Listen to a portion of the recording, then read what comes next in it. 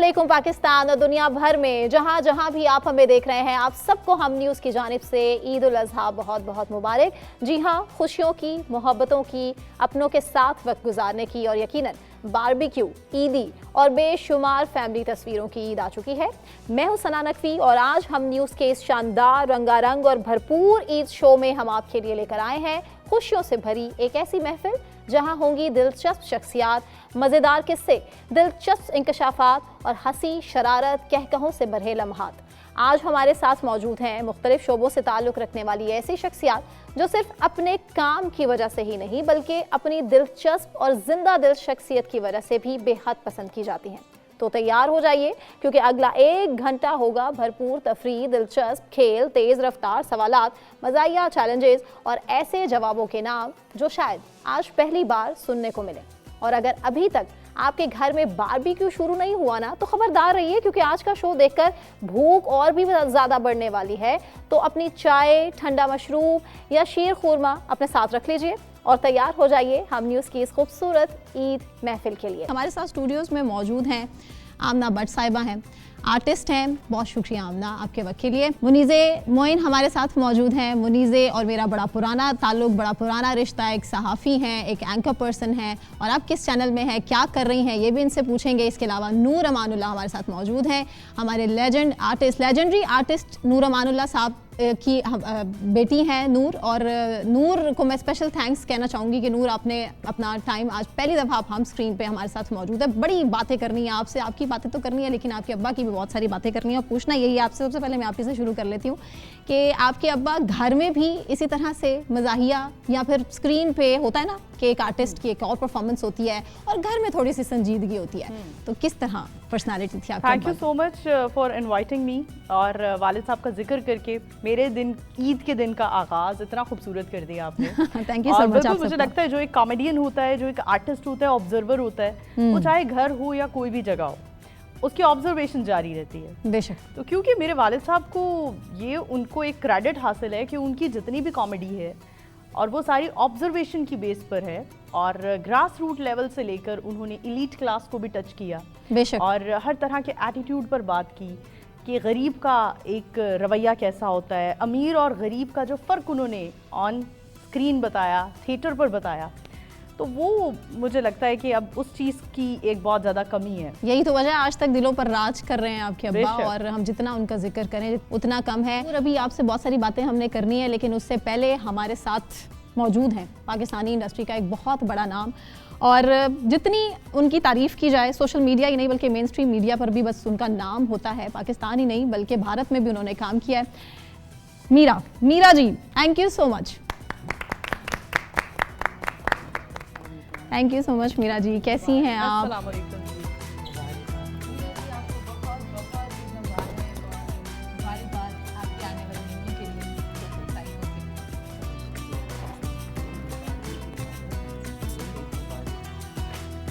मीरा जी, आपको स्पेशल हग देना चाहूँगी।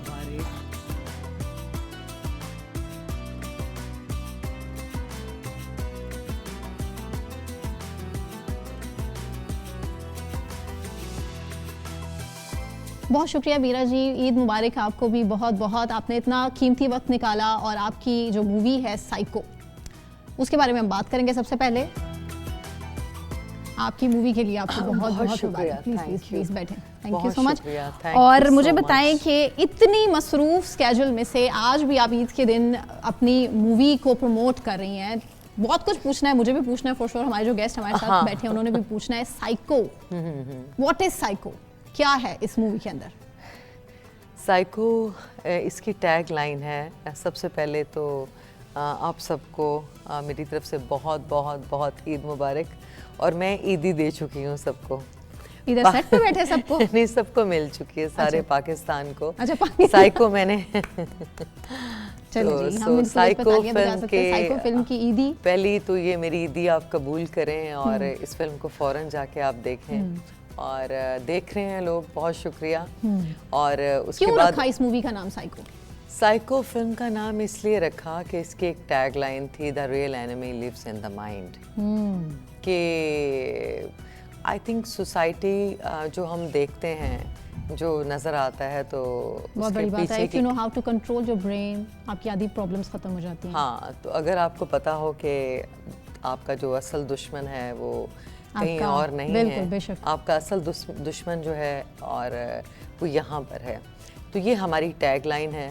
तो मेरे ख्याल में जो यंगस्टर हैं, जो स्टूडेंट्स हैं, कॉलेजेस में हैं, यूनिवर्सिटीज़ में लोग हैं, आई थिंक हमारे हर जगह, और हमें आई थिंक हमें पता होना चाहिए कि हमारे साथ एक साइको भी है, और आई थिंक हमारे माशरे में माशरे के हर अंदर दूसरे शख्स को कोई ना कोई प्रॉब्लम है, कोई प्रॉब्लम है, लेकिन हम उस प्रॉब्लम को उसके ऊपर बात नहीं करना चाहते हैं। हम उसको हाईलाइट नहीं करना चाहते, डिस्कशन में नहीं लाना चाहते। मैंने एक साइकोलॉजिस्ट हैं, इसके अलावा एक साइकेट्रिस्ट हैं, उनका पर्सनली इंटरव्यू कंडक्ट किया था और मैंने उनसे पूछा, मैंने कहा आप डॉक्टर्स पाकिस्तान में बड़े खुश हैं, बहुत अच्छा आप लोगों का रोजगार चल रहा है? दे सेड नो, क्योंकि पाकिस्तान में लोग इसको एक टैबू समझते हैं, बहुत बुरा समझते हैं कि हम तो बिल्कुल ठीक है, परफेक्ट है, हमारा दिमाग बिल्कुल ठीक है, हम क्यों किसी साइकेट्रिस्ट से या किसी साइकोलॉजिस्ट से कंसल्ट करें।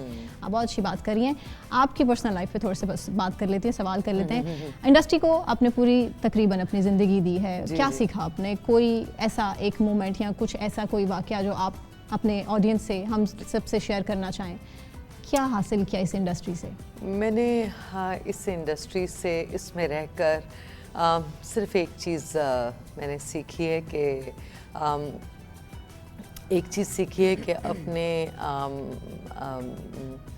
एक तो आपका जो परसेप्शन है और आपका जो हिडन ट्रूथ है, जो असल कहानी है, उसके साथ रिश्ता जोड़ना, या किसी के साथ भी आप रिश्ता जोड़ें तो आप परसेप्शन पर नहीं जाएं, जो नज़र आ रहा है सामने उस पर मत जाएं, और आप सच्चाई के साथ रिश्ता जोड़ें। इन शॉर्ट धोखा ज़्यादा है। धोखा मैं ये कहना नहीं चाहूँगी कि आप जब हम धोखे का मतलब ये है कि हम धोखे का मतलब कहीं और एक और विंडो खुल गई। आप खुश हैं इस इंडस्ट्री से जो आपने किया ज़िंदगी में? इस वक्त तो मैं बहुत खुश हूँ, क्योंकि मैंने एक इतनी कामयाबी से और इतना मुश्किल चैलेंजिंग काम था ये प्रोडक्शन करना, और मैंने इस फिल्म को बनाया और इस तरह से कम बैक करना, फिल्म को मुकम्मल करना, इतनी ज़बरदस्त टीम को इकट्ठा करना, तो मेरे ख्याल में तो मेरे लिए ये इससे बढ़कर क्या कामयाबी होगी। मैं चाहती हूँ कि मेरे साथ तमाम ख़वातीन जो किसी ना किसी मकसद को लेकर किसी ना किसी सफ़र में हैं और मुसाफिर हैं, मंजिल की जानिब बढ़ रही हैं। मुश्किलें तो देखी होंगी फॉर श्योर लाइफ में। मीरा जी अगर एक्टर ना होती क्या होती? मैं सीरियसली, मैं सिर्फ मैं आई थिंक मैं इसी दुनिया के लिए बनी थी, और जो मैं काम कर रही हूँ मैं इसके साथ रिलेट करती हूँ, और मैं इसको जी रही हूँ। जी ठीक है। मीरा जी, प्रोडक्शन के हवाले से अब आपका क्या ख्याल है? एक्टिंग तो आपने की, खूब की, बड़ी अच्छी की, और फॉर श्योर बहुत कुछ सीखा भी, और ऑडियंस को आप डिलीवर भी कर रही हैं। अभी भी आपने माशाल्लाह काम किया है साइको मूवी में। प्रोडक्शन की तरफ आना चाहेंगी? प्रोडक्शन की तरफ ये मैंने सीखा है इस फिल्म को बनाने के बाद कि टीम बहुत ज़रूरी है, और टीम को इकट्ठा रखना बहुत ज़रूरी है। जैसे मैं यहाँ पर मेरे साथ शान शाहिद हैं, जी जी, इस फिल्म को डायरेक्ट कर रहे हैं, साइको फिल्म को, और फिर मेरे साथ सलमान भट्ट साहब हैं, और मेरे साथ चांद भाई हैं, मेरे साथ मेरी मदर हैं, मेरे साथ मेरी टीम के और बहुत सारे लोग, और ख्वाजा राहत साहब। तो मैं बस यही कहूँगी कि प्रोडक्शन मैंने ये सीखा है कि आपकी टीम में एक सोच का होना बहुत ज़रूरी है। एक तरह से एक ही तरह से एक राइट सोच पर आपको खड़े होना है, बहुत ज़रूरी है। और हम बड़ा अच्छा एक्सपीरियंस रहा साइको फिल्म को लेकर। मैं चाहूँगी कि आप सबके पास भी अगर कोई सवाल है तो आप लोग करना चाहें। आप कुछ कहना चाहेंगी मीरा जी? उन्होंने बहुत अच्छी एक बात की है that we don't embrace the brokenness. We all have a dark side, and हम उसको embrace नहीं करते, उसको छुपाए रखते हैं। So I think ये बहुत अच्छी बात है. This is a great message to everyone, any gender. And also I think in Pakistan the whole fraternity, the art fraternity needs to grow, because we are all, हम इतना obsessed हैं with Bollywood and Hollywood, and everybody is going to watch Michael, but अभी अभी इनका सुन के मेरा तो बहुत दिल कर रहा है मैं जाके देखूं, बिकॉज मुझे ऐसा लग रहा था she is talking about something and this is the great recreation for Eid. So yeah I think it's a great step. Noor, any मैं question Meera you ji want say to बल्कि सवाल करना चाहूँगी जी। क्योंकि जिस नाम को या जिस कैरेक्टर को कभी अरूज मिलता है, कभी जहाँ अरूज होता है वहाँ पर जवाल भी आता है, तो ये सब चीज़ें तो चलती रहती हैं. लेकिन हमारी मीडिया इंडस्ट्री में हम एक चीज़ बहुत कॉमन देखते हैं, चढ़ते सूरज को सलाम होता है. तो वो कौन से ऐसे मीडिया इंडस्ट्री के आपके दोस्त हैं या फ्रेंड्स हैं, फेलोज़ हैं, कलीग्स हैं जो हर तरह के अदवार में आपके साथ रहे हैं और हर तरह के दौर में आपको सपोर्ट करते रहे हैं? क्योंकि मैंने तो मीडिया इंडस्ट्री के बड़े सफाक चेहरे देखे हैं. साइको चेहरे देखे. In short? तो वो जो साइको आपके आसपास जो लोग होते हैं ना, सॉरी, उनका बिहेवियर या उनकी आप जो भी आप उनका स्टेट ऑफ माइंड ले लें या उनका बिहेवियर, उनका परसेप्शन, लेकिन परसेप्शन के पीछे जो है हिडन ट्रूथ, असल कहानी, तो वहाँ तक पहुँचना बहुत ज़रूरी है. तो मेरे तो आसपास मैंने बहुत सारे साइको और हम सबके साथ बहुत सारे आसपास हमारी सोसाइटी में, हमारे आसपास. और हमें एंड ऑफ द डे क्या चाहिए होती है? ख़वातीन को वफादारी चाहिए, हमें लॉयल्टी चाहिए, रिस्पेक्ट, हमें सच्ची मोहब्बत चाहिए. मैं इस जगह पर Respect, मीरा सच्ची- जी के पास सवाल लेकर आती हूँ. मीरा जी, वफादारी और लॉयल्टी फिर आप कब तलाश करने जा रही हैं, ये बताइए. जब वो वाली ईदी नहीं देना हमें. नहीं मेरे वो कहने का ईदी मकसद चाहिए मेरे हमें. कहने का मकसद ये है कि नहीं, मेरे कहने का मकसद ये है कि चाहे आप किसी कंपनी की आप कंपनी में काम कर रहे हैं या आप कंपनी को ओन कर रहे हैं या किसी भी प्लेटफॉर्म पर एज अ खातून आप किसी भी प्लेटफॉर्म पर आगे बढ़ रहे हैं. अब हमारी सिर्फ एक, मैं मीरा हूँ, मैं फिल्म्स में काम करती हूँ, आप मॉडल हैं, यहाँ बहुत सारी लड़कियाँ हैं जो डॉक्टर्स हैं, जो मेडिकल फील्ड में हैं, बहुत सारी लड़कियाँ हैं जो लॉयर्स बनने के लिए लॉयर बनना चाहती हैं, जैसे कुछ एम्बिशियस हैं ख़वातीन हमारी सोसाइटी में. लड़कियां हमारे यहाँ हर फील्ड में लड़कियां माशाल्लाह आगे बढ़ रही हैं और हम सबको उनको सपोर्ट करना चाहिए, रास्ता देना चाहिए. अच्छा, मुनीज़े पूछना चाह रही थी मीरा जी कि आप शादी कब कर रही हैं? का सियासी बयान है मीरा जी. और मीरा जी के सवाल के जवाब पे 100% साइको फिल्म के बाद, इस फिल्म की हिट होने के बाद, 500 करोड़ Breaking कमाने के news बाद, है ये. 500 करोड़ कमाने के बाद साइको पार्ट 1, अगर 499 करोड़ हो गए तो फिर अल्लाह शादी की ड्रॉप हो जाएगी. मुनीज़े, उनका कितनी कहने का शादियां मतलब होंगी ये कि कि शादी बहुत ज्यादा करनी है. नहीं एक शादी, बट मैं आपको नहीं, ये मीरा जी, बता, शादी किसी मसले का हल नहीं है मेरे ख्याल से. नहीं, आपकी बातों से मैं ये assess शादी कर रही का आपका पर्सनल, देखें शादी जो है ये पर्सनल, आई थिंक हम सब का एक पर्सनल सब्जेक्ट है, एक वेरी बहुत पर्सनल रिश्ता है.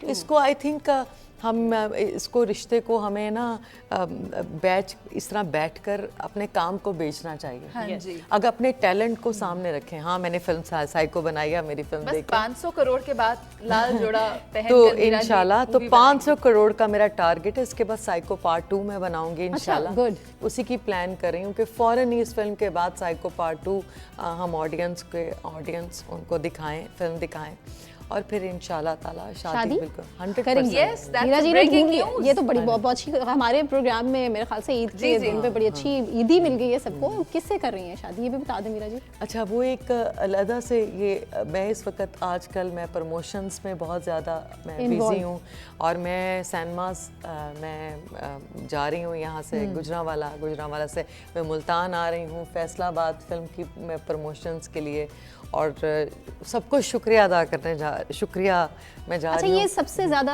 टारगेट ऑडियंस क्या है इस मूवी को बनाते हुए? लड़कियों को देखनी चाहिए कि लड़कों को देखनी बिल्कुल लड़कियों को देखनी चाहिए क्योंकि जब आप अपनी जो है एसोसिएशन, जो अपना रिश्ता, अपना चर्चा जो है इस फिल्म के साथ जोड़ेंगे तो आप एक साइको को साइको ही हाईलाइट कर सकते हैं. तो हमारे साथ जो साइको हैं तो सब हमें कहीं ना कहीं खबर होगी, हमें अपने साइको का भी पता चलेगा. आई थिंक सबको ये इस फिल्म को देखना चाहिए, हमारे तमाम स्टूडेंट्स को देखना चाहिए. तो हेल्थ कैंपेन के कुछ ज़ख़म होते हैं जो नज़र आते हैं लेकिन दिमागी ज़ख़म ऐसे होते हैं, ये बीमारी ऐसी है जो नज़र नहीं आती. चले मैं थोड़ा सा मर्दों को भी सपोर्ट कर दूं जो तो बेचारे तंग बिल्कुल हैं लड़कों को भी ख़वातीन से. देखनी चाहिए, लड़कों के लिए तो बहुत ज़रूरी है. आमना, आप कुछ कहना चाहेंगी इसमें? No, I think वो सही कह रही हैं, अगर मर्द देखेंगे तो they will start treating the women. ये चूंकि हम सारी ख़वातीन बैठी हैं ना, मर्द बिल्कुल अच्छा नहीं समझ रहे होंगे कि हम सपोर्ट आप अगर अपने मर्दों को ही ट्रेनिंग अच्छी नहीं देंगे तो how are they responsible for treating a woman with और एक dignity? खातून ही रिस्पॉन्सिबल है अच्छी हमारे माशरे में मर्दों को खराब करने के लिए. What do you think? चाहे वो एक माँ है, Absolutely. चाहे वो एक बेगम है, चाहे वो एक बहन है. Absolutely. और हम अगर अच्छी मदर्स सबको ये समझना चाहिए कि भाई लड़कियां मतलब मतलब आज ईद के दिन पे मुझे नहीं लगता है इस पे बात करनी चाहिए, पर बड़ा ज़रूरी है। शान के बारे में बताएं कि कैसा काम रहा उनके साथ और किस तरह एक्सपीरियंस, क्या मज़ा आया आप लोगों को, काफ़ी अरसे के बाद आप लोगों ने काम किया एक साथ। मैं शान के हवाले से ये कहना चाहूँगी कि वो बहुत अच्छे डायरेक्टर हैं, डायरेक्टर बहुत अच्छे हैं, मैंने उनसे बहुत सीखा। मेरी उनके साथ पहली फिल्म थी गन्स एंड रोजेस, और गन्स एंड रोजेस के बाद जो अब तक लास्ट फिल्म है साइको इंशाल्लाह, तो मेरा बहुत अच्छा एक्सपीरियंस रहा। उन्होंने बहुत अच्छा काम किया, बहुत खूबसूरत फिल्म बना कर दी, और मैं उनको कि उन्होंने मुझे बहुत वक्त दिया। कभी उन्होंने इतना वक्त किसी को नहीं दिया, और उन्होंने मेरी बातें मानी, उन्होंने मेरा साथ दिया। मेरा कभी नहीं इस तरह कभी किसी ने साथ नहीं दिया। लेकिन शान साहब, आपका बहुत शुक्रिया मैं इस प्लेटफॉर्म से कि आपने मेरा पूरी इंडस्ट्री में आप क्रेडिट देंगे मेरा, हाँ, उन्होंने मेरा साथ दिया, उन्होंने जितना मुझे वक्त दिया और साथ दिया, मेरा कभी इस तरह से किसी ने साथ नहीं दिया। और अभी तो मार्केट में आपको पता और है बहुत हमारी से फिल्म एक्टर बहुत एक्ट्रेसेस- अच्छी बनी है, थॉटफुल फिल्म है, सीखने के लायक है, कुछ सीखेंगे, कुछ सिखाएंगे, मज़े की फिल्म है, आप एंटरटेन होंगे। और शान साहब का बहुत शुक्रिया। चलिए अब थोड़ा हम कॉमेडी की बात भी कर ले, नूर को भी थोड़ा सा एंगेज कर लेते हैं। नूर, क्या सीखा आपने अब्बा से, हमें तो बताएं। मैं तो अभी मीरा जी से बहुत कुछ सीख रही हूँ। हाँ, वो तो फॉर श्योर। बिल्कुल जी। और वालिद साहब का यही है, बिल्कुल जैसा कि हम हमेशा देखते हैं कि कॉमेडी का एक, मुझे लगता है जैसे उनके फैंस उनको बहुत ज़्यादा मिस करते हैं, तो हम भी फैमिली के तौर पर तो उन्हें याद करते ही हैं, लेकिन मुझे लगता है कि कॉमेडी की दुनिया में एक बहुत बड़ा गैप आया है। और हम अपने पाकिस्तान के कॉमेडियंस की बात करें तो वो भी सब बहुत इज्जत देते हैं, लेकिन बहुत खुशी होती है जब हमसाया ममालिक से भी लोग पसंद करते हैं, तारीफ करते हैं और उस्ताद मानते हैं उनको। वालिद साहब जब बकरा खरीदने जाया करते थे तो बहुत कॉन्शियस हुआ करते थे बकरे को लेकर, अच्छा। क्योंकि मटन बहुत शौक से खाया करते थे। अच्छा। लेकिन अंदर उनके एक इतना हसास इंसान था कि वो कुर्बानी होते हुए देख नहीं सकते थे। और वो कहते थे जिस बकरे को मैं खरीद कर लाऊंगा, ये फिर जब कुर्बान होगा तो फिर मुझे बड़ा रिग्रेट होगा कि मैं तो रोती हूँ बाकायदा। हाँ, पता नहीं आप सब लोगों के साथ देख सकते हैं। बिल्कुल। तो क्या करते क्या थे, हम सुनना बिल्कुल जी, वो यही किया करते थे कि वो खुद नहीं जाया करते थे, ठीक है, लेकिन हम जिद करके उनको अगर ले जाया करते थे तो बस फिर वहाँ उनको फैंस इतना घेर लिया करते थे कि वहाँ कुछ खास वो हो नहीं पाता था। फिर जब वो भाव की बात आती थी तो भी वहाँ पर एक प्रॉपर कॉमेडी स्टार्ट हो जाया करती थी। अच्छा। तो बस मुझे यही हम बताऊंगी कि उनके अंदाज में बताए ना कोई एक। नहीं हम सुनना चाह रहे हैं। नहीं उनके अंदाज में तो नहीं बता पाऊंगी, बिल्कुल यही तो नहीं सीख पाई मैं वालिद साहब से, ये चीज़ नहीं सीख पाई। लेकिन बहुत ज़्यादा वो उनकी कोशिश हुआ करती थी कि, और बहुत अफसोस होता था, बिल्कुल बच्चों की तरह वो जब कुर्बानी हो जाती थी तो फिर वो मिस किया करते थे कि ये पट्ठे जेड़े पे ने या बकरे ने खाने सन, पट्ठे खा लेंदा फिर यार छुरी फेर लेंदे। कितनी जल्दी होंदी है सानू लोकां नू, सिर्फ फिफड़ा कलेजी दा तुसी नाश्ता करना होंदा है, इस चक्कर च तुसी सती सवेरे बकरे नू कुर्बान करता। और फिर हम कहते थे कि ईद के पहले दिन कुर्बानी हो। तो वो कहते थे कि ज़रूरी थोड़ी ना है पहले दिन, हम तीसरे दिन भी कर सकते हैं, तो 2 दिन और जी लेगा बेचारा, क्या हो जाएगा। बस इस तरह की उनकी हसास बातें हैं जो हम बहुत याद करते हैं। चलिए जी, बहुत शुक्रिया नूर आपका भी, मीरा जी आपका भी बहुत शुक्रिया, आपने टाइम निकाला, वक्त निकाला। साइको मूवी ज़रूर आप देखें। क्या मैसेज देना चाहेंगी पाकिस्तानियों को आखिर में? पाकिस्तानियों को इस वक्त तो यही मैसेज दूंगी कि आप जाके साइको फिल्म को देखें, प्रमोट करें और प्रमोट भी करें इस फिल्म को, मुझे टैग भी करें और आप सब फिल्म देखें और इन्जॉय करें। सेलिब्रेशन मैं तो आज से ही सेलिब्रेट कर रही हूँ फिल्म को, सब सेलिब्रेट करें मेरे साथ, और ताकि फिर हम और भी फिल्म्स बनाएं। आपका बहुत शुक्रिया, हम टेलीविज़न का बहुत शुक्रिया, हम टीवी, सुल्ताना आपा, I love you very much. Momina ji, thank you so much Meera ji, thank you so much. आपका शुक्रिया, थैंक यू सो मच। और मैं बिल्कुल वुमेन एम्पावरमेंट के साथ खड़ी हूँ, आपके हर प्रोग्राम का हिस्सा हूँ, हर सोच का हिस्सा हूँ, और जो आप फील करती हैं, ख़वातीन जो महसूस करती हैं, वही मैं भी वही महसूस करती हूँ। बहुत शुक्रिया मीरा जी। ब्रेक लेंगे बस हम यहीं से, ब्रेक के बाद हम वापस आएंगे अपने नए मेहमानों के साथ। Will be right back. Welcome back, welcome to Eid special transmission. This is Sana Naqvi और अभी हमें ज्वाइन किया है प्रोग्राम के इस हिस्से में समन इश्तियाक हैं, न्यूट्रिशनिस्ट हैं और हमारे साथ हैं नाजिया बतूल। नाजिया बतूल एथलीट हैं और नाजिया से पूछना है, बहुत कुछ पूछना है, बहुत कुछ इंटरेस्टिंग पूछना है। आमना भी हमारे साथ है, मुनीज़ा भी हमारे साथ है। सबसे पहले मेरे ख्याल से नाजिया मैं आप ही के पास आती हूँ। नाजिया, एक तो फिटनेस बड़ी ज़रूरी है और ईद के मौके पे मैं आपसे ये सबसे पहले पूछ लेती हूँ कि कभी बकरे के पीछे भी भागी हैं? नहीं, कभी नहीं। मुझे तो डर लगता है। कैसी कैसी वीडियोस आती है ना सोशल मीडिया पे, गाय कहाँ जा रही है, बकरा कहाँ जा रहा है और लोग कैसे कैसे भाग रहे हैं। अच्छे खासे जो कॉलर के अंदर घुस के है। हाँ, जो सुस्त लोग होते हैं ना उन्हें भी एथलीट बना देते हैं। आपको बड़ा मजा नहीं आता ऐसी वीडियोस देख के? देख के तो बहुत मजा आता है लेकिन कभी ऐसा हुआ नहीं है। अच्छा, थोड़ा प्रोफेशनली आप बताएं, स्टार्ट कहाँ से किया आपने करियर का? आप एथलीट बनी हैं, आप मतलब आपके फिटनेस के लिए बड़ा कुछ आपको करना पड़ा होगा, बड़े पापड़ बेलने पड़े होंगे। और एक लड़की है ना, क्या कर सकती है लड़की, क्या कर सकती है? ऐसा भी कभी सुनने को मिला होगा। बहुत दफ़ा मिला है कि तुम तो लड़की हो, तुम ऐसा कुछ नहीं कर सकती। लेकिन मेरे माइंड में एक ही चीज़ रही है, मैं लड़की हूँ, मैं बहुत कुछ कर सकती हूँ। ये चीज़, और मेरा जो एक पैशन है, मेरे अंदर जो एक चीज़ है कि मैंने माइंड में एक ही चीज़ रखी है, यस ये मैं करके दिखाऊंगी और ये मैं करूँगी। लड़कियाँ लड़कों से कम नहीं होती। कब सोचा था कि एथलीट बनना है? मैं 7 इयर्स की थी जब मैं एथलीट बनी थी और नेशनल लेवल पे मैंने रिप्रेजेंट किया था। माशाल्लाह। I'm just 7 years old और मुझे 17-18 इयर्स हो गए इस फील्ड में। अच्छा, यस। और आप पर्सनल ट्रेनर भी हो? अब मैं पर्सनल ट्रेनर भी हूँ। तो कैसे, कितनी लड़कियां आती हैं, बच्चियां आती हैं जिन्हें आपको बड़ा मोटिवेट करना पड़ता है, उनके पेरेंट्स से बात करनी पड़ती है कि नहीं इनको करने दें, ये बड़ी अच्छी हैं इस काम में, लेकिन वही कि नहीं जी ये लड़कियां हैं, ये क्या कर लेंगी? यस, बहुत सी ऐसी बच्चियाँ हैं जो फुटबॉलर बनना चाहती हैं, जो एथलीट बनना चाहती हैं, लेकिन उनके पेरेंट्स उनको सपोर्ट नहीं करते। कुछ बच्चे मैंने ऐसे भी देखे मेरे पास आते हैं जो स्कूल से वो छुप के ट्रेनिंग करने आते हैं। कुछ बच्चियाँ ऐसी भी हैं कि मुझे बता रही होती हैं जब मैं स्कूल वगैरह विज़िट करती हूँ कि मैम हम भी फुटबॉलर बनना चाहती हैं, तो आप बताएंगे हम कैसे बनेंगे। अच्छा, तो मैंने कुछ ऐसी भी बच्ची हैं जिनके पेरेंट्स से बात करके मैं चाहती हूँ कि वो भी नाजिया बतूल बने माशाल्लाह। तो मैं इस चीज़ पे बहुत ज़्यादा मेहनत कर रही हूँ, लेकिन ज़्यादातर मैं साउथ पंजाब जैसे बैकवर्ड एरियाज़ हैं वहाँ पे काम कर रही हूँ कि वहाँ की भी बच्चे जो हैं वो नाजिया बतूल बने। और वो तो वहाँ तो बड़ा मुश्किल हो रहा होगा आपको वहाँ को बताना, लोगों को समझाना, अंडरस्टैंड कराना कि यार लड़कियाँ बड़ा कुछ कर सकती हैं सिवाय शादी के, घर में चूल्हा जलाने के, रोटी पकाने के अलावा भी। यस, मैं खुद एक बैकवर्ड एरिया से थी तो मैंने बहुत सी चीज़ें फेस की। तो मैं अपनी स्टोरी जैसे पेरेंट्स को बताती हूँ कि मैं भी एक बैकवर्ड एरिया से हूँ, इस तरह। तो बड़े ताने सुने, बड़े लोगों की बातें सुनी और आज इस पोजीशन पे बहुत चीज़ें फेस की। तो पेरेंट्स को कहती हूँ कि आप अपने बच्चों को घरों से निकालें। ये कोई बुरी चीज़ नहीं है प्लेयर बनना, ये भी एक अच्छी फील्ड है। और भी तो फील्ड्स हैं ना, आप अपने जैसे आप अपने बच्चों को कह रहे हो तो आप डॉक्टर बनो, आप पढ़ो। मैं तो वो पहले एक होता था ना कि मैं अपने बच्चे को पढ़ाऊंगा ये बनेगा, मैं कहती हूँ वो पढ़ो लिखोगे तो बनोगे नवाब। मैं अब ये कहती हूँ खेलो कूदोगे तो बनोगे नवाब। वाह जी वाह, इस वजह तालियां बनती हैं फॉर श्योर।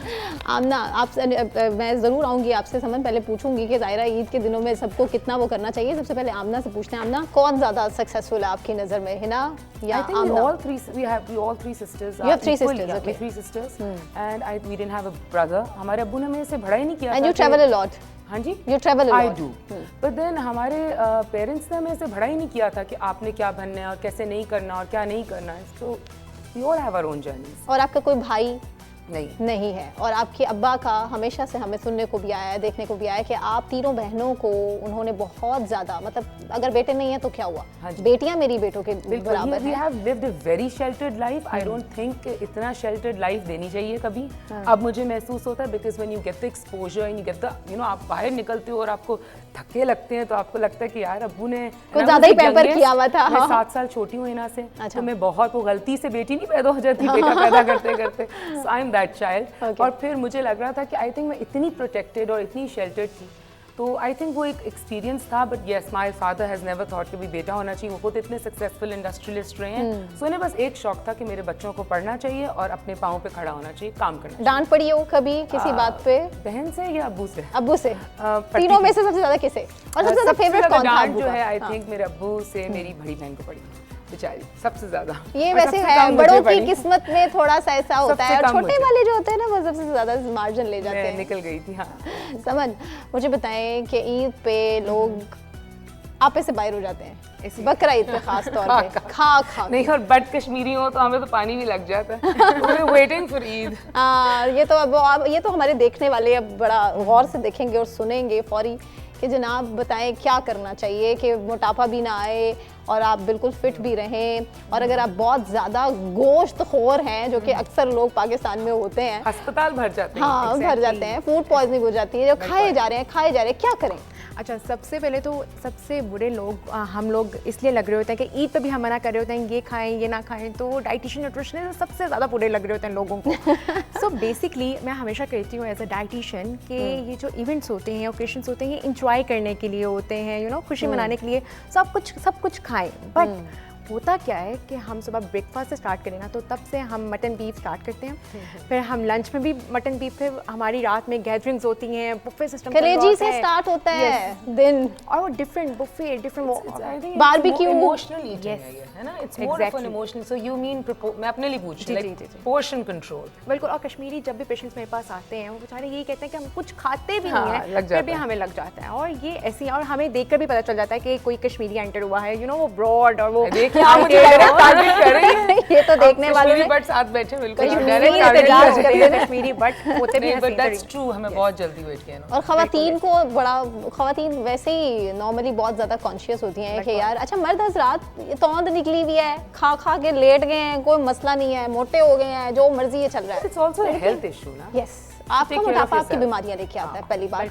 तो लड़कियां सबसे ज्यादा आती हैं आपके पास कंसल्ट करने के लिए, या लड़के आते हैं? टू बी वेरी ऑनेस्ट, अब हर बंदा इतना हेल्थ कॉन्शियस और ब्यूटी कॉन्शियस हो गया है कि हर एक को हमें लगता था कि न्यूट्रिशन और dietitian is all about weight gain weight loss.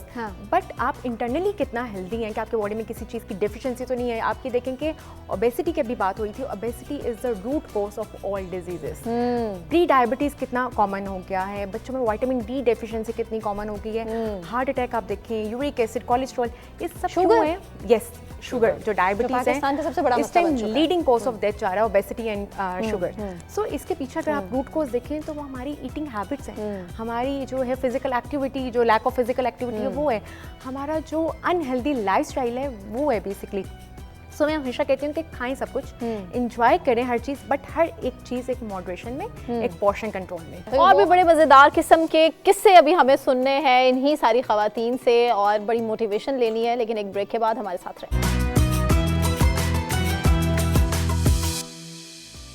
Welcome back everyone. और ब्रेक पे जाने से पहले हमारी डिस्कशन चल रही थी कि ख़वातीन क्या क्या कुछ कर सकती हैं और उन्हें क्या क्या करने से रोका जाता है, ये भी बहुत ज़्यादा इंपॉर्टेंट है।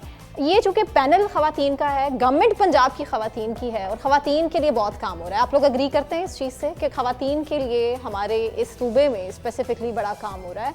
लेकिन हाँ, बहुत सी जगह ऐसी हैं, बहुत से अभी लूप होल्स हैं जहाँ हमें देखना है कि गवर्नमेंट की एफर्ट और होनी चाहिए, क्योंकि बहुत ख़वातीन, बहुत लड़कियाँ, मैंने छोटे घरों की, ऐसे तबके से ताल्लुक़ रखने वाली जो कि चाहती हैं कि वो अपना नाम रोशन करें, जॉब करें, कुछ करें, लेकिन उनको सिवाय धोखे के कुछ नहीं मिलता। जॉब के नाम पे उन्हें बुलाया जाता है और एट द एंड क्या होता है कि रेप, किसी का ज़्यादती का केस हो गया, किसी का कुछ नहीं मिलता सिवाय इसके कि वो बेचारी घरों को वापस चली जाती है, और कुछ तो घरों को जा भी नहीं सकती। आमना, आप आर्टिस्ट हैं और गिलाफ़े काबा का बताइए।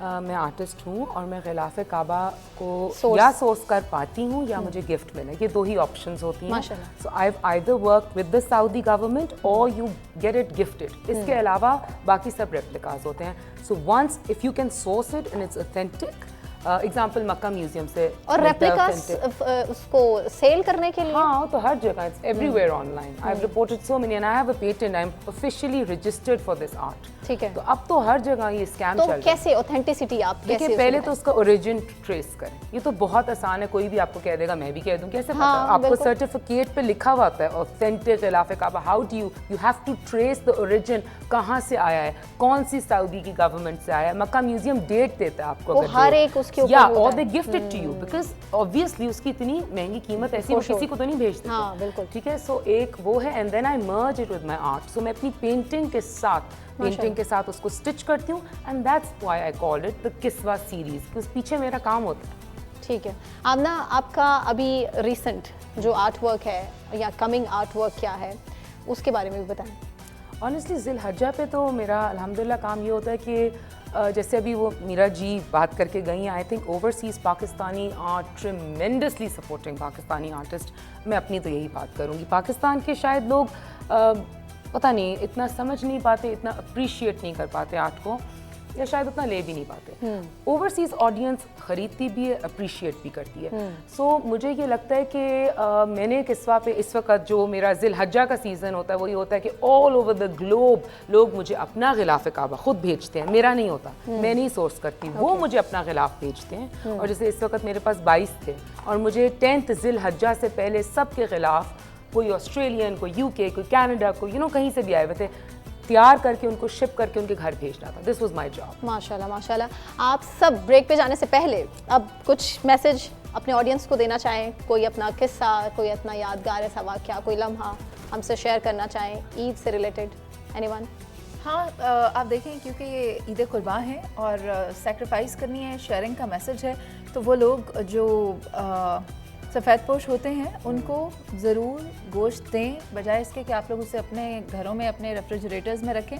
आपके पास ज़रूरतमंद आते हैं, उनको दें, जाएं, उन्हें तलाश करें और उन तक पहुंचाएं। Thank you so much Muneeze, आपका भी, नाज़ी आपका बहुत शुक्रिया, Saman, Amna, thank you so much. Break लेते हैं, ब्रेक से वापस आने के बाद हमारे और गेस्ट हमारे साथ होंगे, हमारे साथ रहिए।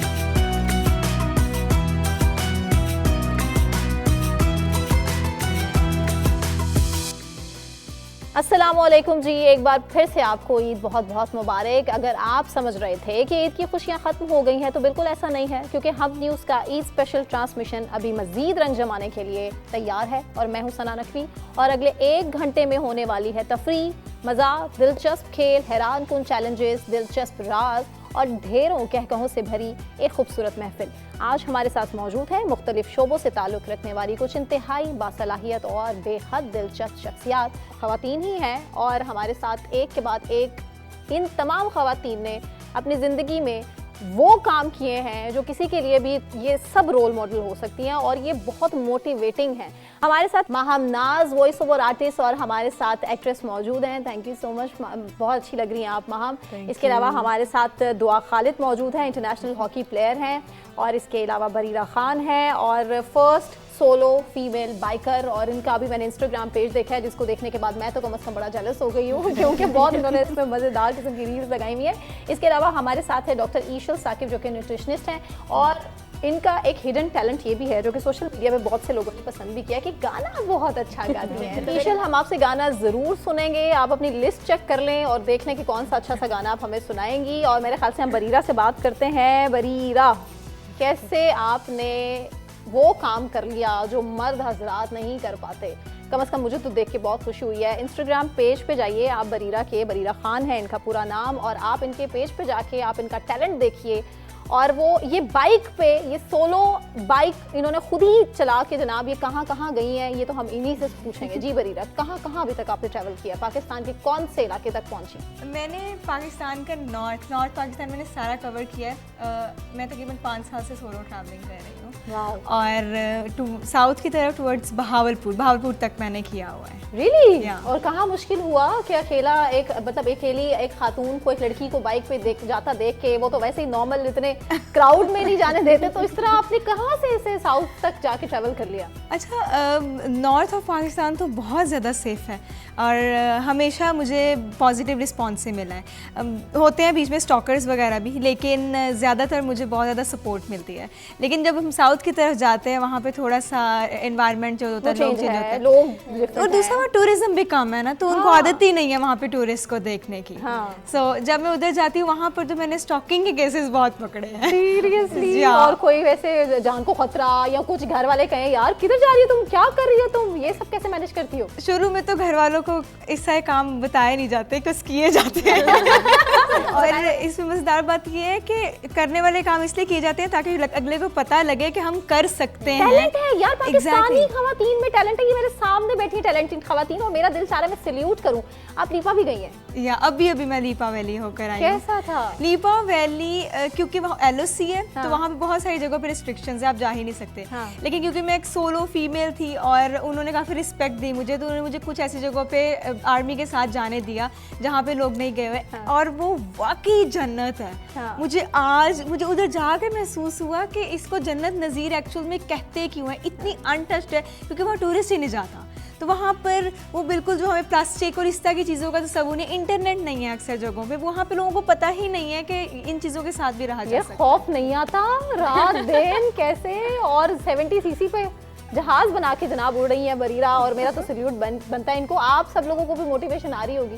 दुआ इंटरनेशनल हॉकी प्लेयर हैं, दुआ मैं दिल से, मुझे बड़ी खुशी होती है, बहुत खुशी होती है, स्पेशली हमारे मुल्क पाकिस्तान में जहाँ इतना टैबू, हर घर में ऑलमोस्ट ख़वातीन के लिए, बेशक वो पढ़ लिख के भी घर बैठी हुई हैं, उन्हें काम नहीं करने दिया जाता। शादी से पहले भी, शादी के बाद भी उनके टैलेंट को बड़े बुरे तरीके से रौंद दिया जाता है। उनकी अपनी ख्वाहिशें क्या हैं, वो कितनी टैलेंटेड है, क्या कर सकती हैं, किस मकाम पे पहुंच सकती हैं, ये एग्जांपल्स हमारे सामने बैठी हैं। क्या मैसेज देंगी आप दुआ? देखिए बिल्कुल, मैं तो यहाँ मुझे लगा था मैं एक प्लेयर हूँ, लेकिन मुझे बाकियों से मिलकर इतना ज़्यादा मोटिवेशन मिल रही है। बिल्कुल ऐसा ही है, क्योंकि पाकिस्तान में टैलेंट बहुत ज़्यादा है, ना कि सिर्फ लड़कों तक, लड़कियों में भी बहुत ज़्यादा टैलेंट है। जब कहा जाता है कि हॉकी में लड़कियाँ क्यों खेल रही हैं, या कुछ पैशन नहीं है, या कुछ आगे फ्यूचर नहीं है, लेकिन मैं समझती हूँ इतना ज़्यादा टैलेंट है। तो आई थिंक लोगों को सपोर्ट करना चाहिए, और ज़्यादा ना कि उनको डिस्टर्ब करें। अगर वो जा भी रही हैं, या मैं भी कहीं खेलने जा रही हूँ, उनको स्टॉक करें, या उनको वहाँ कहीं हडल बने उनके रास्ते का, आई थिंक उनको जाने दें। फिर आप देखिए वुमेन्स कहाँ तक जाती हैं। हाँ, अपना बताएं ना, एक्सपीरियंस बताएं। आपने इंटरनेशनल हॉकी प्लेयर, मतलब हॉकी ज़ाहिर है पाकिस्तान में बहुत ज़्यादा, एक तो इट्स नॉट पॉपुलर, बहुत सारे चैलेंजेस भी होते होंगे। आपको कैसे डिसाइड किया कि you want to be a hockey player, और इसी एक फील्ड में जाना है और बस लोहा मनवाना है, कि अब दुआ ने बस वो किया है जो कोई नहीं कर सकता? मुझे स्पोर्ट्स का शौक बचपन से था। बचपन से अगर मैं कभी दिखाऊं, मुझे मौका मिले, बचपन से सर्टिफिकेट्स है मेरे पास। किसी बनाना रेस होती थी स्कूल्स में तो मैं शुरू से पार्टिसिपेट करती थी। लेकिन जो मैंने बिल्कुल एक अच्छा स्टार्ट किया स्पोर्ट्स का, तो वो कॉलेज से स्टार्ट किया। मुझे याद है, मैं जब कॉलेज में एंटर हुई, मैं पहले दिन अपने स्पोर्ट्स रूम गई, मैंने कहा कौन कौन से स्पोर्ट्स अवेलेबल है। तो उन्होंने मुझे बताया, लेकिन मैंने as a badminton player start किया, और सारे तकरीबन स्पोर्ट्स खेले अपने कॉलेज में। तो मेरी जो मैम थी स्पोर्ट्स की, वो एज अ हॉकी प्लेयर थी, अब उनका जो उनका करियर था। तो उन्होंने मुझे पुश किया हॉकी में कि आप हॉकी स्टार्ट करें, और आपकी हाइट अच्छी है ये। तो मैंने इस तरह स्टार्ट किया, मुझे बहुत अच्छा लगा। एनवायरनमेंट बहुत अच्छा था हॉकी पिच का, जब वो पानी लग रहा होता है, वो बड़ा ठंडा स्कूजी सा एनवायरनमेंट होता है। तो ये है कि सबसे ज़्यादा मुझे मोटिवेट किया, जो मुझे स्टार्ट में जो मुझे अवार्ड्स मिले, क्योंकि मैं एज अ स्ट्राइकर खेलती हूँ, सेंटर फॉरवर्ड खेलती हूँ, तो गोल्स करती हूँ। जब आप गोल्स करते हैं तो आपको अवार्ड्स भी मिलते हैं। तो शुरू से मुझे अवार्ड्स मिले, मुझे वो बहुत, उसने मेरा कॉन्फिडेंस बूस्ट किया। एक मूवी भी थी, उससे तो नहीं मोटिवेशन लिया उससे? बिल्कुल, बचपन में मुझे, अगर मैं कंबाइन करूँ चीज़ों को, तो बहुत सिमिलैरिटीज़ है। मैंने बहुत वो बचपन में मूवी देखी है, मुझे नहीं पता था मैंने बड़ों के हॉकी प्लेयर बनना है। तालियां बनती हैं भाई, इसमें तो तालियां बनती हैं। वो मोटिवेशनल मूवी है फॉर श्योर। माहम नाज, वॉइस ओवर आर्टिस्ट हैं आप, क्या क्या एक्ट्रेस भी हैं इसके अलावा। आप बताएं कि आपने किस चीज़ की जो है वो का वॉइस ओवर किया है, जो कि हम सुनते हैं और हमें अक्सर पता नहीं चलता कि वो आर्टिस्ट आखिर कौन सा है। और ये हिडन टैलेंट हमारे पास है जनाब, ये हमारे सामने स्क्रीन पे आज बैठे हैं, हम सुनते हैं इनसे, इनकी ज़ुबानी। जी हाँ जी, तो टर्किश शो से मैंने स्टार्ट किया था। सो वो काफ़ी सारे किए हैं टर्किश शोज, उसके बाद टेलीविजन कमर्शियल्स किए हैं। और माशाल्लाह बहुत आपकी पेज, आप बोल रही हैं तो पता चल रहा है। आप कोई एक हमें एडवर्टीजमेंट ऐसा जो आपने किया हो, जिसकी वॉइस ओवर हो, हम सुनना चाहेंगे, जो सबसे ज़्यादा बहुत ज़्यादा चला हो ऐड, और सुन के अब थक जाते हैं ना कि यार क्या ऐड चलता जा रहा है, और पीछे से कोई बोलता ज़रूर है, लेकिन आज देख भी लेंगे कि वो माहम है। चले जी, सुनाए वहाँ। मतलब मिचेल्स की कैंडी है बॉन मेरे दिमाग में वही आ रही है, थोड़ी सी डिफरेंट है। मिचेल्स बॉन समथिंग अलोंग दोस लाइंस। ये बहुत बड़ा एक टैलेंट है। इस आर्ट को मैं कहती हूँ कि मैं चूँकि ज़ाहिर है इस प्रोफेशन में हूँ, काफ़ी अरसे से हूँ, हम लोग को वॉइस ओवर्स करनी पड़ती हैं। और वॉइस ओवर करना, आप एक माइक के सामने बैठे हैं, दैट मीन्स कि यू हैव टू रिप्रेजेंट, और आपको इमोशंस को, अपनी उस चीज़ को, आप सामने नहीं आना, लेकिन आपने अपनी आवाज़ के ज़रिए से बताना, ये बहुत बड़ी चीज़ है। जो लोग नहीं अंडरस्टैंड करते हैं ना, वो ये हैं कि वॉइस ओवर्स में भी इतनी कैटेगरीज हैं। जब आप डॉक्यूमेंट्री कर रहे हैं तो आप डिफरेंट हैं, आप एनिमेशन कर रहे हैं डिफरेंट है, टेलीविजन कमर्शियल की डिफरेंट नीड है, अगर आप IVR कर रहे हैं जो टेलीफोन वगैरह पे चलती है लाइन, वो डिफरेंट है। तो हर चीज़ का वॉइस ओवर जो है डिफरेंट है। सो ये वॉइस एक्टिंग है basically it is voice acting. अब मेरे ख्याल से हम आते हैं ईशल की तरफ। डॉक्टर ईशल चूँकि न्यूट्रिशनिस्ट हैं, लेकिन हम आज उनसे कोई फिलहाल अभी इस तरह की बात नहीं करेंगे कि क्या खाएं क्या ना खाएं, बात कर लेंगे, चलें आप लोगों को खुश कर लेंगे, लेकिन फिलहाल गाना सुनेंगे। ईद के मौके पे, ईद रंगारंग खुशियाँ हैं, तो क्या सुनाएंगी आप, ये बताइए। मैं आतिफ असलम का सॉन्ग आदत। हाँ श्योर। दूर जितना भी हूँ तुमसे, पास तेरी मैं, अब तो आदत सी है मुझको ऐसे जीने में।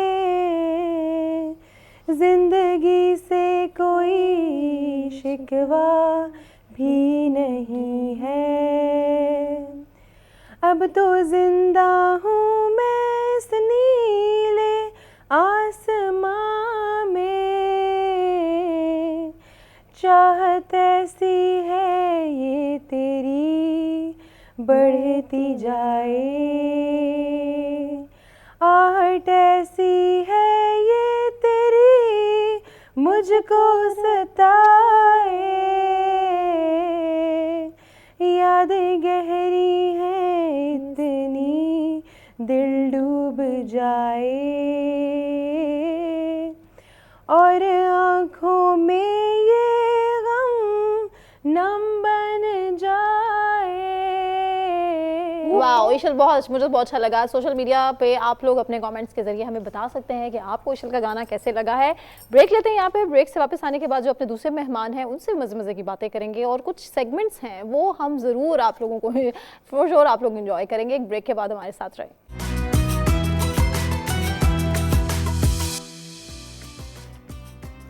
Welcome back. Eid special transmission. हमारे साथ बड़ी ही खूबसूरत ख़वातीन बैठी हैं जिन्होंने ज़िंदगी में सच में वो कर दिखाया जो कोई घर में बैठ के सिर्फ सोच सकता है। और ये मोटिवेशन है, सिर्फ इंस्पिरेशन मेरे लिए नहीं, पाकिस्तान की हर उस लड़की के लिए जो सच में कुछ करना चाहती है। अब आप लोगों से जनाब थोड़े से मुश्किल काम भी हम कराएंगे, just for entertainment and fun, you know. कच्चे पापड़ पक्के पापड़ सुना तो होगा आप लोगों ने। अब टंग ट्विस्टर कुछ ऐसी चीज़ें मैं आपके सामने रखूँगी जो आप लोगों ने उसको एक्सप्लेन करना है। ओके, हम करेंगे जनाब कुर्बानी के काले बकरे को काला कुत्ता घूर घूर कर देख रहा था। समझ आई? कुर्बानी के काले बकरे को काला कुत्ता घूर घूर कर देख रहा था। कुर्बानी के काले बकरे को काला बकरा घूर घूर कर देख रहा था। सॉरी देखा गलत हो गया। आपसे स्टार्ट करते हैं जी मैम। कुर्बानी के काले बकरे को काला कुत्ता घूर घूर कर देख रहा था। फास्ट। कुर्बानी के काले बकरे को काला कुत्ता घूर घूर कर देख रहा था। 4-5 दफा याद से कुर्बानी के काले बकरे को काला कुत्ता घूर घूर कर देख रहा था। कुर्बानी के काले बकरे को काला कुत्ता घूर घूर कर देख रहा था। कुर्बानी के काले बकरे को काला कुत्ता घूर घूर कर देख रहा था। ग्रेट। वॉइस ओवर काम आए हैं। मेरा वॉइस ओवर काम आया। अब आपकी बारी है। अच्छा क्या था? ओके, कुर्बानी के काले बकरे को काला कुत्ता घूर घूर के देख रहा था। कुर्बानी के काले बकरे को काला कुत्ता घूर घूर के देख रहा था। कुर्बानी के काले बकरे को काला कुत्ता घूर घूर के देख रहा था। Bareera your turn. बस अब आप ये सोचना मैं बाइक पे बैठी हूँ और मैं कहीं जा रही हूँ और काला कुत्ता बकरा सामने। कुर्बानी के काले कुत्ते काला बकरा। कुर्बानी के काले बकरे को काला कुत्ता घूर घूर के देख रहा। हाँ। कुर्बानी के काले कुत्ते। तो आप पहली दफा में बाइक पकड़ी और चली गई कहीं मैंने बाइक करने। जब मैंने बाइक सीखी थी, हाँ। मैंने सीखी ही इस वजह से थी कि मुझे ट्रैवल करना है। और मैं किसने सिखाई? मेरे पहले कजन ने, ठीक है। उसके बाद मैंने YouTube से सीखना शुरू किया क्योंकि मेरे अब्बा कहते थे नहीं सीखो गिर जाओगी। हाँ। फिर जब उन्होंने देखा कि यार ये वाकई गिर जाएगी क्योंकि मैं इसको नहीं सिखा रहा और फिर ये उल्टे सीधे काम कर रही है तो इसको सिखा देना चाहिए। तो फिर घर वालों ने घर से निकाला नहीं कि बेटे आप तो बहुत ही आगे चली गई। मेरे पापा तो वो जो लड़कों के साथ होते हैं ना चाबियां तकिए के नीचे और वो काम करना शुरू हो गए थे कि ना जाए, मैं अपने दोस्त के पकड़ के चले जाती थी। अच्छा, पहला दूसरा तीसरा ट्रिप और सबसे मेमोरेबल ट्रिप कौन सा था? बटगोई टॉप, इट्स डीप ट्रैक और वहाँ पर बाइक्स नहीं जाती और वो कुमराट जाता है, बटगोई टॉप से कुमराट। वो सबसे मेमोरेबल, सबसे मुश्किल, उसमें ब्रेकडाउन्स मुझे बहुत ज़्यादा हुए थे। उसमें बाइक भी मेरी खराब हुई, उसमें गिर भी गई थी, बट वो चलते रहना होता है क्योंकि शाम से पहले पहुँचना होता है। बहुत से बाइकर्स तो बाहर भी जाते हैं, आउट ऑफ कंट्री भी। कोई है नेक्स्ट प्लान? इंशाल्लाह जरूर। ग्रेट, चले गुड लक। चले जी आ जाइए वापस काले बकरे पे। ये पास हो गई? हाँ पास नहीं हुई दोनों गलत कहा। चले जी, मेरे ख्याल से बरीरा के बाद हम ईशा से पूछे या दोबारा बरीरा से करवाएं, क्या करें? पहले ईशा से चले सुन लें। कुर्बानी के काले बकरे को काला कुत्ता घूर घूर कर देख रहा था। घूर घूर कर देख रहा था? ये भी नहीं हंस कर देख रहा था। कुर्बानी के काले बकरे को काला कुत्ता घूर घूर के देख रहा था। कुर्बानी के काले बकरे को काला कुत्ता घूर घूर के देख रहा था। कुर्बानी के काले बकरे को काला कुत्ता घूर घूर के देख रहा था। ये तो मेरे ख्याल से हम लोगों ने दिया ही बहुत इजी था, है ना? नहीं, इट्स नॉट इजी। बकरा और कुत्ता रिप्लेस हो जाता है ना, जैसे मेरे से हो गया था। अब बिरा का मेरे ख्याल से दोबारा पूछवा लेते हैं क्योंकि ये तो हार गई थी। कुर्बानी के काले बकरे को काला कुत्ता घूर घूर के देख रहा था। कुर्बानी के काले बकरे को काला कुत्ता घूर घूर के देख रहा था। कुर्बानी के काले बकरे को काला हो गया। अच्छा जी, अब ईशल का तो हमें टैलेंट पता चल गया कि जनाब गाना गाती हैं। अब बाकी सबका क्या हिडन टैलेंट है? दुआ, आप कुछ सुनाना चाहेंगे? मैं सुनती हूँ, मैं गाती नहीं हूँ। क्योंकि मेरे हस्बैंड खुद सिंगर हैं। अच्छा। तो पूरा दिन मेरा सुनते सुनते गुजर जाता है। तो फिर जब हस्बैंड सिंगर हैं तो फिर तो फिर ऐसा नहीं सुनना हो ही होता सकता। है, फिर सुनना ही होता है। एक होता है ना कि आप कुछ तो चलते फिरते सीख ही लेते हैं, आप गुनगुनाते हैं और बताएं नहीं ना। देखिए वैसे आपस चलिए में आप बात है। हस्बैंड बताएं ना, क्या अच्छा कौन सा उनका ऐसा गाना जो आपको बड़ा पसंद हो? मेरे हस्बैंड का नाम ताहिर बास है, उनका बड़ा फेमस गाना है फिर उससे ना कर मेरी जान सजना। वाह, तो फिर तो हम सुन ही लेते हैं ये वाला। नहीं क्योंकि वो पंजाबी है, मैं कराची से हूँ तो मेरी पंजाबी बिल्कुल भी अच्छी नहीं है। तो हम साथ देंगे ना, ये तो ज्यादा मजा है। फिर हम कि साथ कराची गा वालों लेंगे। से पंजाबी का सुनेंगे। या कुछ हैप्पी गाना की गा ले, सारे साथ ही गा नहीं लेते यही गाएंगे। मैं चाहती हूँ कि सब entertain हो। चल नहीं आप शुरू करें, फिर इशाल शुरू करते हाँ, इशाल शुरू हाँ, करिए, इशाल। ये आज वैसे बकरा ईद पे, कुर्बानी की ईद पे इस तरह बनता तो है। मुझे तो सच में रोना आता है। बाकी मैं कुर्बानी नहीं देखती, मैं चिकन वाली हूँ जो ईद पे बकरा ईद पे चिकन खाती है। Same is the case with me. मैं तो मैं खाती हूँ पहले बड़े से कबाब शौक से। चिकन के बना लूंगी, कुछ रोस्ट होना चाहिए, कुछ ऐसा होना चाहिए जो चिकन आइटम हो। मैं तो बहुत शौक से खाती नहीं हूँ, खाया पेट बढ़ा कर अच्छा मैं भी चिकन ही हूँ। हाँ लाइक मैं तो कुछ इंतजार कर रही लोग होती तो हूँ। हर चीज खाने वाले होते हैं निहारी सारा मैं तो इंतजार कर रही होती हूँ कि बकरा ईद आए हाँ, और हाँ, मुसलसल एक हफ्ता फिर हॉस्पिटल नहीं जाती।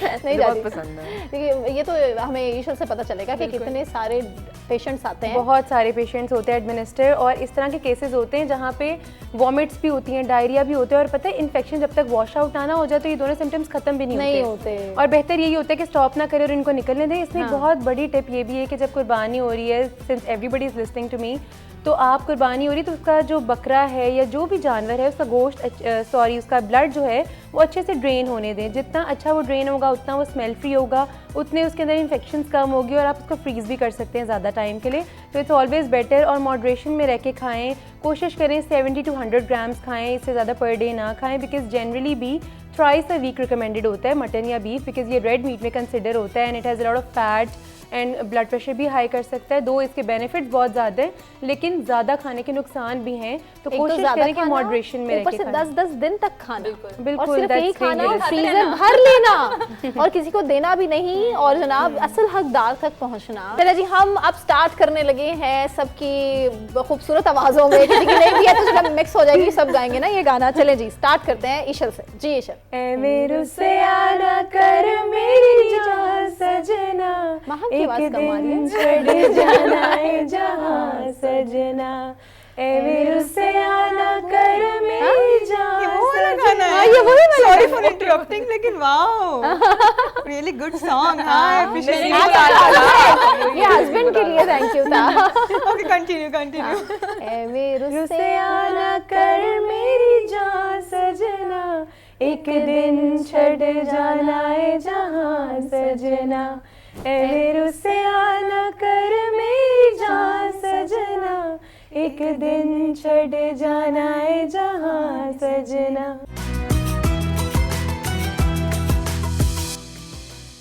Welcome back everyone. और ब्रेक पे जाने से पहले हमारी डिस्कशन चल रही थी कि ख़वातीन क्या क्या कुछ कर सकती हैं और उन्हें क्या क्या करने से रोका जाता है, ये भी बहुत ज़्यादा इंपॉर्टेंट है। बरीरा, अबरार को आप देखती हैं, क्या मोटिवेशन आपको मिलती है? और आप बहुत सारे बाइकर्स, किसी को तो आप फॉलो करती होंगी, देख रही होंगी, अब क्या आपका नेक्स्ट क्या एम क्या है, क्या मोटिव क्या है?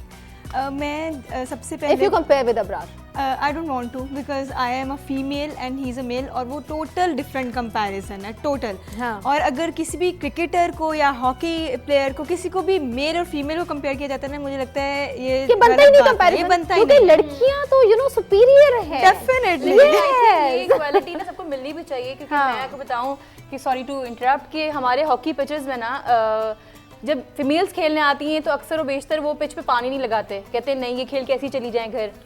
मैचेस होते हैं तो वो कहते हैं ये बाहर बैठ जाएं, अब मैच लड़कों का शुरू हो रहा है, या 5 बज गए या मगरिब का टाइम, अंधेरा होने वाला, लड़कियां चली जाएं। मतलब वो गर्मी में खेलें, विदाउट पानी खेलें, और जो मेंस हैं वो खेलें फुली, उनका हॉकी पिच उनकी है।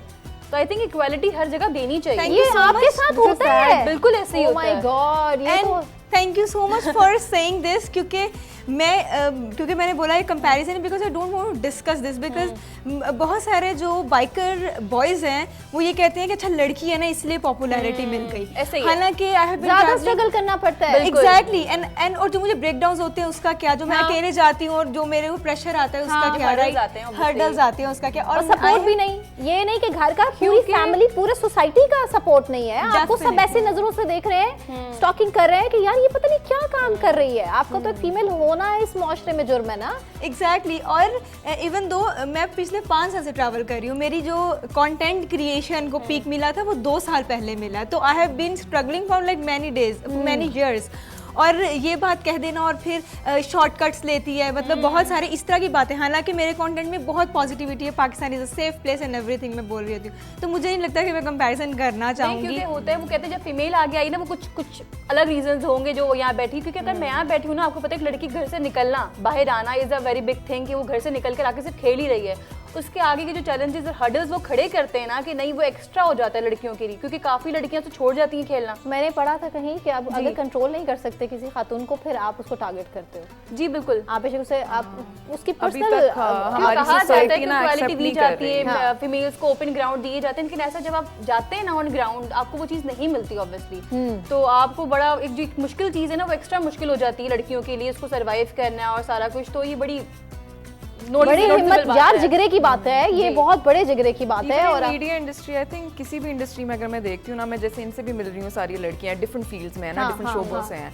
इसी तरह बड़ी लड़कियों से मेरी मुलाकात होती है, हर लड़की की एक कहानी है, हर लड़की का एक प्रॉब्लम है, बट अनफॉर्चुनेटली ना उसके सोल्यूशन की तरफ कोई भी नहीं जाता कहीं पे भी, और ये हर इंडस्ट्री में मुझे लगता है हमारी सोसाइटी ना अभी तक तैयार ही नहीं हुई है कि लड़कियों के प्रॉब्लम्स को एक्चुअली बैठ के समझे और सुने और उनके ऊपर एक्ट करें। लेकिन इसमें एक बात है कि मैं समझती हूँ, जो हमेशा भी कहती हूँ कि लड़कियों को ना एक्टिव होना चाहिए सोशल मीडिया पे, क्योंकि आजकल सोशल मीडिया का दौर है, जब तक कोई आपको नहीं दिखा रहा आप अपने आप को खुद दिखाएं। कमेंट करना आसान होता है बहुत, किसी की प्रोफाइल ऊपर चली गई है तो कमेंट कर देते हैं लोग आके नीचे कि इस वजह से होगा या इस वजह से होगा, लेकिन आई डोंट नो कि वो क्यों करते हैं इस तरीके से। सेम फील लाइक मैं भी बाइकिंग कर रही हूँ और मेरे साथ एक मेल बाइकिंग कर रहे हैं, हम दोनों का कमेंट सेक्शन देखने वाला होता है, उसको ब्रो क्या बात है, वाह ये होती है जिगरा, और मेरे कमेंट सेक्शन में अच्छा तुम शॉर्टकट ले रही हो, फिर हर चीज़ पे पॉइंट नाक कैसा है, और अक्सर पॉइंट देते हैं स्किन कलर कैसा है, ये सब चीजें, हालांकि what I am doing is just biking, तुम मेरा सफर देखो, मेरा रास्ता देखो, बट हालांकि मेरा जो बाइकर सूट है वो इधर तक होता है और पूरा आपको पता है कवर्ड है, वो बिल्कुल फौजियों की तरह होता है, कवर्ड है,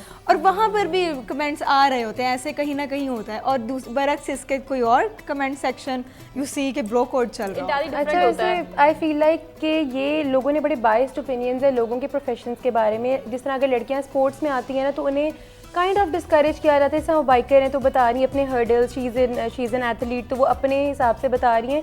मुझे लगता है हमने स्टीरियोटाइप कर दिया since I am a nutritionist, तो मुझे लगता है कि लड़कियों को शायद अब सिर्फ वो इस तरह ही देखते हैं कि okay she can be a doctor, she can be a gynaecologist, a dietitian, but she can never pursue sports, which is very wrong, क्योंकि हर किसी का अपना टैलेंट है। अगर मैं डाइटिशियन हूँ तो वो बाइकर है और अपने अपने टैलेंट्स के हिसाब से बहुत एक्सेल कर रही हैं वो, तो आई थिंक स्टीरियोटाइप नहीं करना चाहिए। फीमेल कोई भी औरत है, कोई भी लड़की है, वो सब कुछ कर सकती है जो एक लड़का कर सकता है, बिकॉज अपार्ट फ्रॉम जेंडर कुछ भी डिफरेंट नहीं है। और ये बात मर्दों से ज्यादा औरतों को समझाना जरूरी है ना? बिल्कुल। और औरत एक माँ होती है जो कि अपने एक सेम पैटर्न पे अपनी बेटी को भी और अपने बेटे को भी ट्रेन कर सकती है, लेकिन आप घर से ही सीख लेते हैं।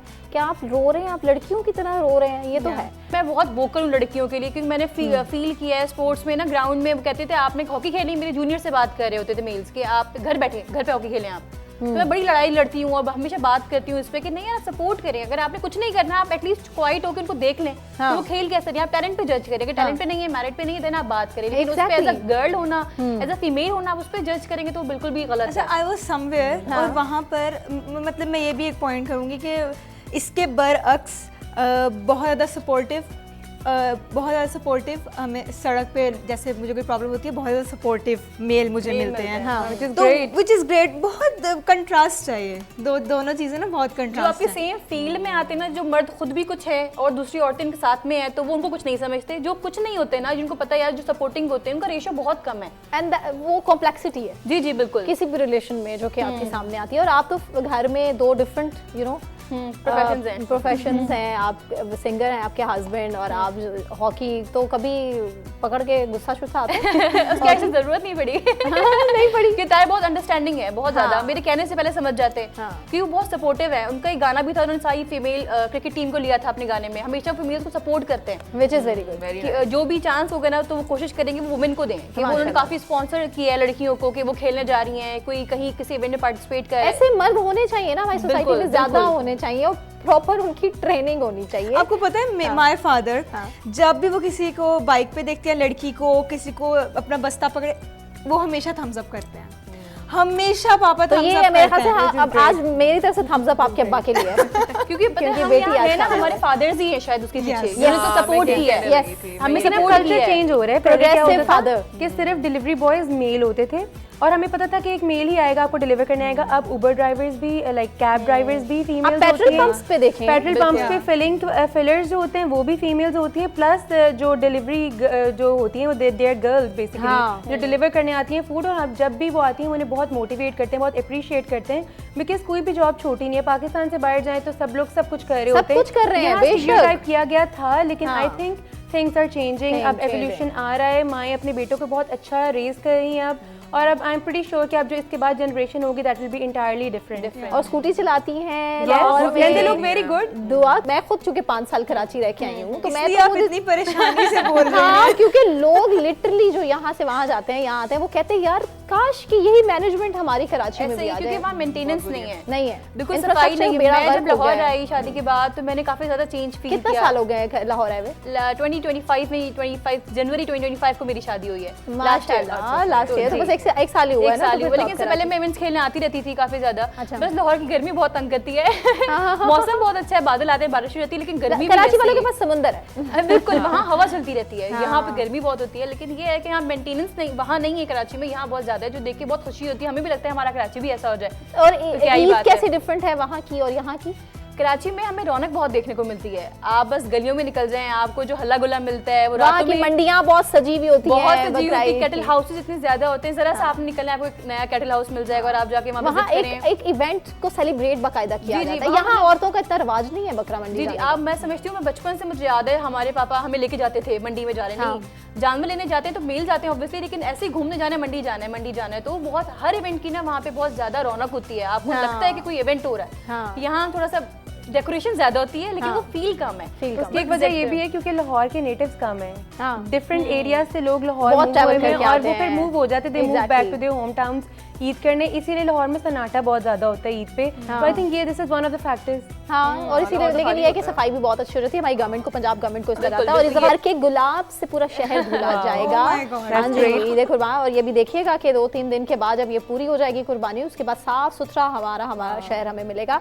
खाने की बात करें, कराची और लाहौर के डिफरेंट खाने, किसको कराची के पसंद है, किसको लाहौर के पसंद है? हाथ खड़ा करें कराची वाले। मैं भी कराची में अच्छा है। आप लोग कराची का हुआ हो इत्तेफाक जाने हाँ, का? मगर मुझे लाहौर की कुछ डिशेस पसंद है, जैसे हमारे लोग हैं निहारी शहारी, जैसे वो लोग चीज़ें हमें वगैरह। ताने देते हैं निहारी कराची की वालों- बहुत फेमस है। हाँ, कराची की कराची निहारी और बिरयानी। बिरयानी इज वेरी, यहाँ बिरयानी लाहौर पे आके मुझे- डिबेट है ये कराची और लाहौर लाहौर वाले पुलाव को बिरयानी कहते पुलाव हैं। को बिरयानी कहते हैं। मैं लाहौर आई, मुझे खाने में इतना मसला हुआ, आप यकीन करें मैंने बहुत बाहर का खाना खाया है रेस्टोरेंट से मंगवा के, क्योंकि वो फ्लेवर ही मुझे नहीं मिलता है। मैं कहती हूँ, आता। इतना फीका खाना कैसे खा सकते लड़की हैं? खाना आलू खुद डालते क्यों नहीं हैं। बनाती? बहुत फ्लेवरफुल खाना होता है कराची का। बारबेक्यू मुझे अभी तक इतना टाइम हो गया, मुझे कहीं का बारबेक्यू समझ नहीं आया। नहीं मुझे आता। तो मुझे फ्लेवर्स चाहिए होते हैं तो मुझे बहुत कम मिलते हैं। नहीं हमें है, शेफ को कराची वाली कोई बिरयानी लाहौर से नहीं मिलती, बिल्कुल। वो आपको तब मिलेगी जब आप घर में खुद अपना बना सकते बिल्कुल हो। ऐसे ही। आलू, बिल्कुल ऐसे ही है। अब बिरयानी विद आलू एंड हाँ, बिरयानी हम विदाउट कहते हैं आलू आलू डिबेट है। आलू अब बिरयानी में आलू ना हो तो और ये आलू कहते हैं वाली आलू के debate है। बगैर वाली बिरयानी बिरयानी। हाँ। आलू के बगैर बिरयानी नहीं होती, आलू सारा फ्लेवर एब्जॉर्ब कर लेता है। हाँ, ये ये लाहौर वाली बोली है। आलू वाली biryani is very good. Bareera को कौन सा खाना पसंद है लाहौर का? यार लड़की वो मुझे नजर आ रहा है वो फूडी ही नहीं है, वो सिर्फ पहाड़ों में बाइक पे चक्कर मैं लगाती है, अपना- चाय बिस्किट खा के मुझे लगता है गुजारा करती चने, है। उबले हुए चने, उबले हुए राइस, माशाल्लाह। उबले हुए, क्योंकि वो ट्रैवलिंग में एक तो घास फूस मुझे लोग कहते हैं बहुत खाती हो, क्योंकि ट्रैवलिंग में आपको नहीं इस तरह की चीज़ें मिलती है, प्लस आपको वो हो जाता है Energy आपको मिल यू नो जाती है उससे। कि डिफरेंट इलाकों में जाके आपको डायरिया और गट फौरन फारिग हो जाता है। तो मैं अपनी फूड लेके जाती हूँ, कुछ ज़्यादातर बॉयल होता है क्योंकि मेरे पास छोटा सा स्टोव होता है, Nuts भी गैस होते होती होंगे है इसमें, छोटी सी, तो मैं खुद ही अपना खाना बना के हल्का सूप बना दिया और इस तरह की चीज़ें तो हमने साथ रखी होती हैं, और सब्जियाँ मैं रास्ते में उसी इलाके के पकड़ लेती हूँ। Very nice. great. यार कभी कुछ थ्रेटनिंग ऐसा हुआ हो किसी जगह पहुंच के इसकी बात कुछ हो रहा हो। कोई ऐसा मोमेंट हो, कोई ऐसा पॉइंट पे जहाँ पे कहो बस आज के बाद मैं ये बाइक लेके कहीं नहीं जा सकती, एडवेंचर नहीं कर सकती, कभी कुछ ऐसा ये हो? हर ट्रिप पे होता है कुछ ना कुछ ऐसा, लेकिन फिर वो कहते हैं ना चुल के अलावा आपके दिमाग में पता है यार करना है तो करना बस फिर, है। हाँ। और ऊपर से मुझे जो अगर कोई कहते ना कि बेटा इधर नहीं जाना या इधर ना जाओ, ये ना तो करो, मैं जाके रहूंगी। वो मैं क्यों, ऐसे मैं क्यों करूं? जैसे मुझे एक आंटी मिली, वो मुझे कहती बेटा अकेली कर रही हो, ये तो इलाका सही नहीं है, इधर आप अकेली ना करो, इस तरह का। तो मैंने कहा आंटी आपका ही बेटा बाहर होता है। तो वो बिल्कुल ही चुप कर गई। क्या जवाब था और लड़की उसके का बाद वैसे। दूसरा ये कि यहाँ पे हर लड़की बैठी रिलेट करेगी, आप भी कि आपकी बॉडी लैंग्वेज सेज एवरीथिंग। आप किसी को सिग्नल दे रहे हो नहीं दे रहे हो। Exactly. बहुत दफ़ा ऐसे हुआ मेरे साथ। एक दफ़ा मरी के रास्ते में ऐसा हुआ, मुझे किसी ने बोला कि मैं रूम देख रही थी, रात हो गई थी और मुझे इमरजेंसी में चाहिए था। अब मुझे मैं ये नहीं दिखाई थी कि मैं डेस्परेट हूँ रूम लेने के लिए, मैं सिर्फ ये कह रही थी कि मेरा घर इधर ही है, बस आई वांट कि मैं रूम देख लूँ, मैंने बस स्टे करना है हल्का सा। और मैं उसके पास जब गई हूँ तो वो मुझे कहते हैं आप आए बेसमेंट में रूम है। मैंने उसको कहा बेसमेंट में क्यों है, बेसमेंट में क्या कर रहे हैं, मुझे फ्रंट पे चाहिए किसी फैमिली के साथ। तो उसने कहा कि नहीं वो हम इस तरह तो नहीं आपको बता सकते, लेकिन वो नीचे एक अकेला रूम है। मैंने कहा नहीं, मैं दूसरे होटल गई हूँ, उसने मुझे कहा कि मेरे पास अकेला रूम है आपके लिए स्पेशल है। मैं कहा आपको पता था कि मैं आ रही हूँ, मेरे लिए स्पेशल कैसे है? तो आगे से कहता है कि नहीं वहाँ पे ना सिग्नल्स का भी थोड़ा सा इशू था। तो साथ ही उसने मुझे बोला कि नहीं मतलब आप वहाँ इजीली रहेंगी ना। तो मैं कहा मुझे ना बताएं इजी रहना है कि नहीं रहना है, वो मुझे आता है रहना, सब्र करें। मैंने कॉल की फेक कॉल, मैं कहा हाँ बाबा मैं आ रही हूँ। ही वाज लाइक कि यहाँ तो सिग्नल्स ही नहीं आ रहे, इसने अपना बाबा कैसे कॉल किया। तो मैंने साथ ही उसको इससे बोला और मैंने मोबाइल रखा। मैंने कहा जी क्या कह रहे थे? कहते कुछ नहीं, आप देख लें अगर आपको ठीक लगे। चलें जी, लास्ट में ईद की मुनासबत से क्या आप मैसेज देना चाहेंगे सबको? मेरे ख्याल से हम से स्टार्ट करते हैं। खुश रहें, be kind to everyone and you know just दिल साफ रखें अपने, दिल साफ रखें। ये आजकल बड़ा बहुत कम हो गया है, बहुत से लोगों में, like सबके ज़्यादातर दिल ख़राब ही होते हैं। अब दुआ से पूछते हैं जी। अपना भी ख्याल रखें, अपने साथ साथ दूसरों का भी ख्याल रखें, बी सपोर्टिव और खुश रहें लाइफ में, दूसरों को भी खुश रहने दें, जो कोई कुछ कर रहा है तो उसको भी कुछ करने दें लाइफ वेरी में। गुड। तो बस thank you so much all of you. इसी के साथ नाज़रीन मुझे सना नकवी को इजाज़त दीजिए। बहुत अच्छे से अपनी ईद एंजॉय करें, अपना ख्याल रखें। अल्लाह हाफ़िज़।